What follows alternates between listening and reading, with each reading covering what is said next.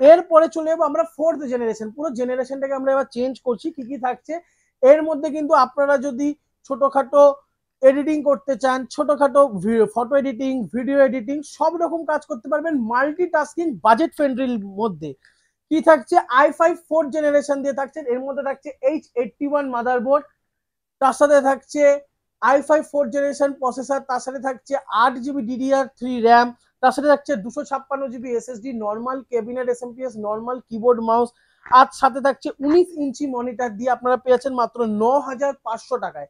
এটার মধ্যে আপনারা কি কি কাজ করতে পারবেন, এটার মধ্যে আপনারা এডুকেশন অবশ্যই করতে পারবেন, অফিসিয়াল ওয়ার্ক অবশ্যই করতে পারবেন, আরো বেটার, বা আপনি একটা ছোট্ট সাইবার ক্যাফে খুলেছেন, এই মেশিনের মধ্যে আমরা সব রকম ওয়ার্ক করতে পারি।